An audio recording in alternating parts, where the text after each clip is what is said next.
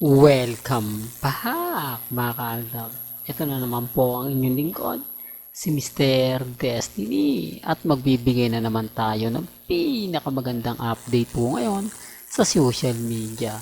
Sinasabi po nilang mga kaaldab na talaga naman pong in real time lumalabas na nga po ang katotohanan. Hindi niyo po ba napansin? Boses po ni Main Paul Kerson ang narinig po ata natin. Oops, issue na naman yan, Mr. Destiny. May mga bagay-bagay po na mapapaisip po kayo, no? Sino nga po ba yung boses na narinig po natin? Sino nga po ba yung mga bagay-bagay na talagang totoong kasama ni Alden Richards? May mga punto po na sumasalungat at sumasang-ayon po ang panahon sa atin. May mga punto na kumbaga ramdam natin na tayo yung panalong panalo. Sinasabi ko lang po ito mga kaaldab sa mga bitter, sa mga inis na inis, lalong lalo na nga po sa mga taong pinipilit po nila na kumbaga sabihin. Alam nyo, sa totoo lang po mga kaaldab, yung kung hindi man po si Mengay o wala man po yung si Mengay dyan, wala naman pong problema. Hindi po ba? Alam naman po natin na pag wala si Main, matik na yan. Hindi po ba? Ganyan po sila kadesperado o kainis po sa akin. Yung tipong kapag ka nagsalita ako ng mga bagay-bagay, abay kontrang-kontra po sila. Ngayon may nagkakaroon po ng issue kay Mitch. Kilala niyo po ba yung beauty queen na si Mitch? Sinasabing yun daw po yung bagong karelasyon o yung bagong girlfriend ni Alden Richards. O, sila po yung gumagawa ng issue. Sila po yung mga nagpapakalat ng mga ganyang impormasyon. Siyempre, para nga po mawala yung fandom. Para nga sabihin, ako may girlfriend na naman pala si Alden Richards eh. Siyempre, yung iba maniniwala. Siyempre yung iba magre-react kasi nakikita nga po nila eh. Di po ba nakasama nga po ni Alden lagi? Oh, hindi naman porket laging kasama ni Alden, yun na po yung karelasyon niya. Hindi naman porket laging kumbaga katabi, laging kasama sa pag-gym, yun na sa ginagawa ni Alden Richards. Oh, hindi po ba? Kaya ang sabi ko sa inyo, sila lang po talaga yung gumagawa ng issue. Pagkatapos sa akin po ibibintang. At least ako isang tao lang po ang lagi natin inililing kay Alden. Siyempre walang iba kundi si Mrs. Paul Carson. Oh. Kaya wag po nilang sabihin o laging binabato sa atin na kumbaga hindi tayo totoo. Kasi wala na gasgas na ang gulo na yan. Dapat bago naman. Dapat yung mga ina-update nila o sinasabi nilang pambasag sa Aldab, wala na. Yun at yun pa rin po yung ginagawa nila eh. Yun at yun pa rin po yung sinasabi nila. O, sino ngayon ang bitter? Sino ngayon sa palagay ninyo ang mas epektibo at pinaniniwalaan? O, kung fake news po ako, bakit marami sumasang-ayon sa akin? Maraming tao ang nagsasabing 101% na kumbaga Aldab pa rin po ang totoo at tunay. Sa palagay nyo, yun kay Alden nga lang po sa issue nila kay Mitch marami nang nag-react marami na nagsabi na may boyfriend daw po yun at yun nga po raw yung kasama ni Alden Richards. Although nagpapapicture daw po si Mitch na solo lang nila ni Alden, nagkaroon na agad ng issue. Ganun ang galawang desperado. Ganung galawan ng mga taong kumbaga halatang bitter po, halatang para lang makakuha ng simpatya. Yun po yung ginagawa nila para lang masabi na sila po yung kumbaga literal po ba? Kaya nga pansin nyo po ba, bawat update natin, bawat ganap natin, talagang hindi sila tumitinag o hindi pong gagawa at gagawa po sila ng issue.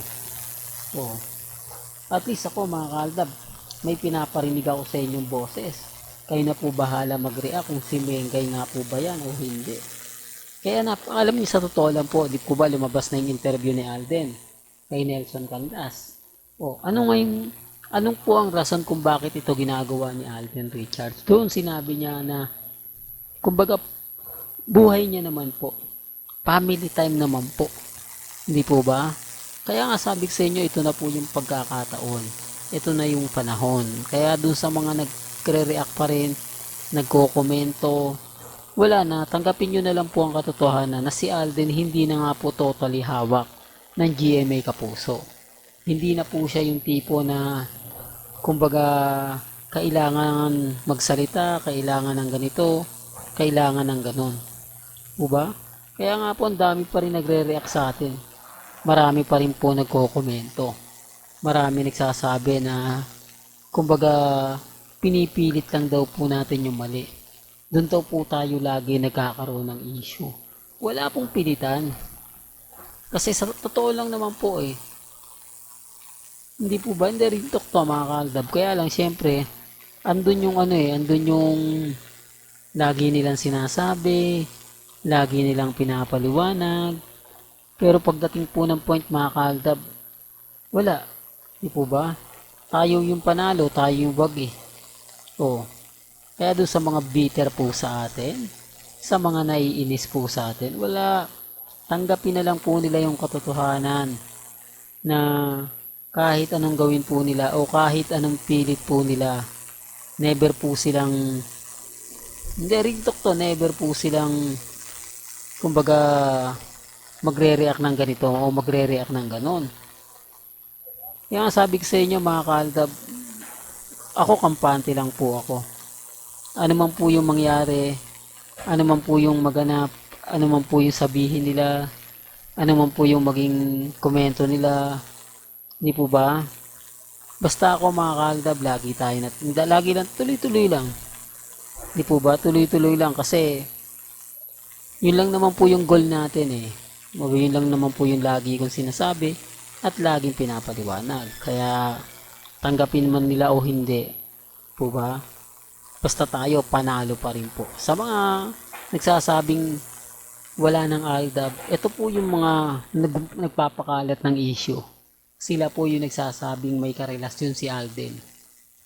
Bakit ganon? Di po ba? Bakit laging kailangang ipilit po nila na si Alden Richards may karelasyon? Para nga mabasag tayo. Ito lang po kasi yung pambasag nila. Nawala na po kasi yung cut din. Di po ba? Ramdam nyo yung pagkawala ng cut din. Ang laki ng apekto sa kanila. Yung tipong dating sinasabi nila na magkasama, ganito ganyan.